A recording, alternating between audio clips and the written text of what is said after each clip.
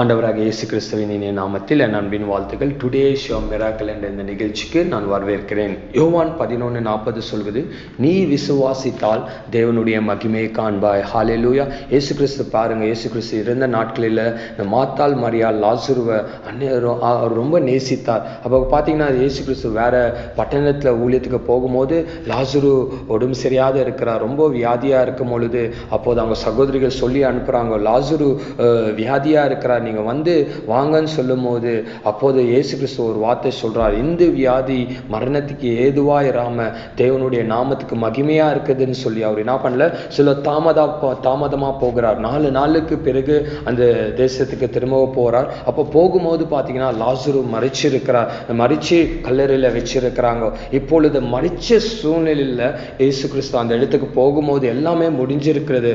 அப்போது பார்த்தீங்கன்னா அந்த மாத்தாள் மரியா சொல்லுகிறார், ஆண்டவரே நீங்க இருந்திருந்தா என்னுடைய சகோதரன் மறிச்சிருக்க மாட்டேனே, இப்ப எல்லாம் முடிஞ்சிருக்குது, மறிச்சு 4 நாள் ஆயிருக்குது, இப்போ வந்திருக்கிறீங்களேன்னு சொல்லும் போது அப்போதான் இயேசு கிறிஸ்து சொல்றாரு, நீ விசுவாசித்தால் தேவனுடைய மகிமையை காண்பாய் என்று. ஹல்லேலூயா, ஹல்லேலூயா. இன்னைக்கு கூட உங்களுடைய வாழ்க்கை சில காரியங்களை மறிச்சு போயிருக்கலாம், முடிஞ்சு போயிருக்கலாம், எல்லாமே ஒரு முடிவுக்கு வந்திருக்கலாம். ஆனா நம்ம ஆராதிக்கிற தேவன் முடிஞ்ச காரியங்களை கூட இயேசு கிறிஸ்து எழுப்புகிற தேவனா இருக்கிறார். ஹல்லேலூயா, ஹல்லேலூயா. பாருங்க, செத்த லாசரு அந்த 4 நாள் அந்த கல்லறையில செத்து போய் இருக்கிறார். அப்போதான் அந்த வார்த்தை சொல்றார், நீ விசுவாசித்தால் தேவனுடைய மகிமையை காண்பாய் என்று சொல்லி அவர் என்ன பண்றார் தெரியுங்களா, அந்த கல்லை எடுத்து போடுங்கன்னு சொல்லி அந்த கல்லை எடுத்து போட்ட பிறகு அந்த செத்த லாசருவை 4 நாள் ஆன பிறகு என்ன பண்றாருன்னா இயேசு கிறிஸ்து உயிரோடு எழுப்பி லாசருவை வெளியே கொண்டு வரார். ஹல்லேலூயா. அதே போல தான் உங்களுடைய வாழ்க்கையில கூட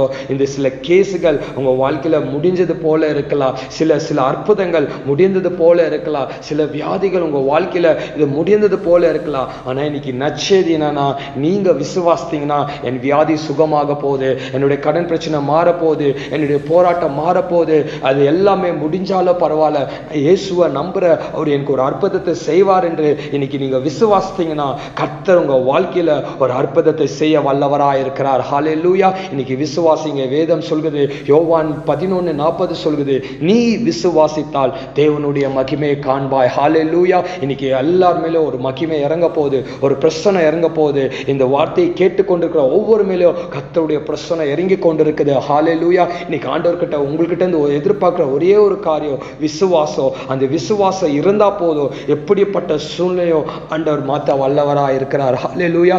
இப்போது உங்களுக்காக நான் ஜெபிக்க போறேன். ஜெபிக்கும் போது விசுவாசமா இருங்க, கர்த்தருடைய அபிஷேகம் உங்க மேல இறங்கி வந்து ஒரு அற்புதம் நடக்க போகுது. ஹல்லேலூயா. ஆண்டவரே, இந்த நேரத்துல ஒவ்வொருத்துக்காக நான் ஜெபிக்கிற ஆண்டவரே, எல்லாம் முடிந்தது என்று யாரெல்லாம் இந்த நிகழ்ச்சியை பார்த்து கொண்டிருக்கிறாங்களோ ஒரு அற்புதத்தை செய்வீராக ஆண்டவரே. செத்த லாசருவை 4 நாளைக்கு பிறகு உயிரோடு எழுப்பி அங்க ஒரு அற்புதத்தை செய்தது போல ஆண்டவரே, யாரெல்லாம் இந்த நிகழ்ச்சியை பார்த்து கொண்டிருக்கிறாங்களோ இப்போதே ஒரு அற்புதம் நடப்பதாக, வியாதியில ஒரு அற்புதம் நடப்பதாக, ஒரு அதிசயங்கள் நடப்பதாக. இந்த name of Jesus I pray father God. இப்போதே எல்லாம் முடிஞ்ச சூழ்நிலைகளும் நீர் திரும்பவும் அற்புதத்தை செய்ய வல்லவராய் இருக்கிறீர் ஆண்டவரே. இப்போதே நிகழ்ச்சியை பார்க்கிற ஒவ்வொரு மேலும் உடைய அபிஷேகம் இறங்கட்டும், உடைய பிரசன்னம் இறங்கட்டும் ஆண்டவரே. அந்த தடைகள் எல்லாம் ஒட்டிட்டோம் இயேசுவின் நாமத்தினால.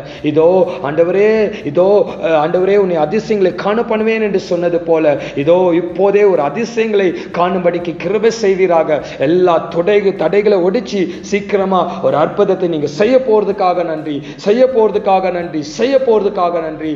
இயேசுவின் நாமத்தினால் ஜெபிக்கிறேன் பிதாவே. ஆமென், ஆமென். கவலைப்படாதீங்க, நீங்க விசுவாசித்தா கர்த்தர் கட்டாயம் எந்த சூழ்நிலையில நீங்க துக்கமா இருக்கிறீங்களோ அந்த துக்கத்தை மாற்றி ஒரு அதிசயத்தை செய்து அற்புதத்தை செய்ய போகிறார். God bless you all. Amen, amen, amen.